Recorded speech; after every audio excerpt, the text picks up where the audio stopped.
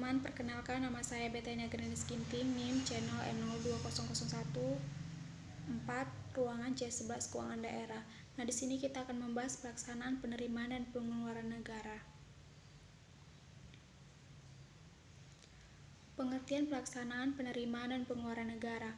Penerimaan dapat diartikan sebagai penerimaan pemerintah dalam arti yang seluas-luasnya, itu meliputi penerimaan pajak, penerimaan yang diperoleh dari hasil penjualan barang dan jasa yang dimiliki dan dihasilkan oleh pemerintah, pinjaman pemerintah, mencetak uang, dan sebagainya.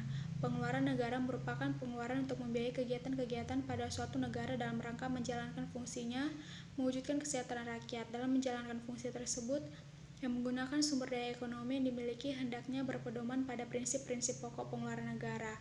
Prinsip tersebut meliputi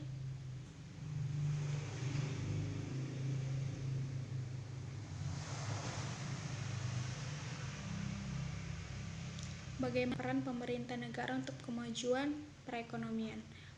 Penerimaan dalam negeri, yaitu dapat dibagi menjadi beberapa bentuk, yaitu pajak merupakan pungutan yang dilakukan oleh pemerintah pusat atau daerah terhadap wajib pajak tertentu berdasarkan undang-undang. Pemungutan dapat dipaksakan tanpa ada imbalan langsung bagi pembiayaan.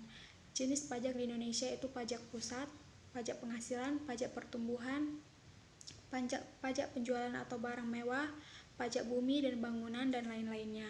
Penerimaan luar negeri yaitu dapat dibagi menjadi beberapa pinjaman, yaitu pinjaman program yang seluruhnya merupakan pinjaman luar negeri yang segera dapat dicairkan. Pinjaman proyek yaitu pinjaman proyek yang sebagian besar berasal dari reaksi komitmen pinjaman proyek tahun-tahun sebelumnya.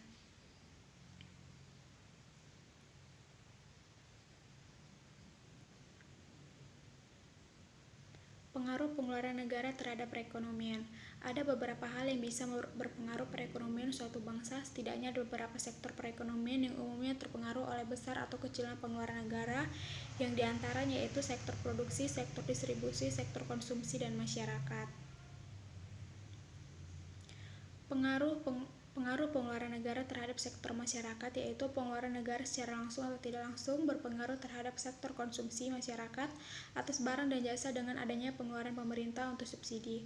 Tidak hanya menyebabkan masyarakat yang kurang mampu dapat menikmati suatu barang atau jasa, namun juga menyebabkan masyarakat yang sudah mampu akan mengkonsumsi barang atau jasa. Lebih baik lagi, kebijakan pengurangan subsidi misalnya BBM akan menyebabkan harga BBM naik, dan kenaikan harga BBM akan menyebabkan konsumsi BBM semakin menurun. Sekian dan terima kasih presentasi dari saya. Selamat siang.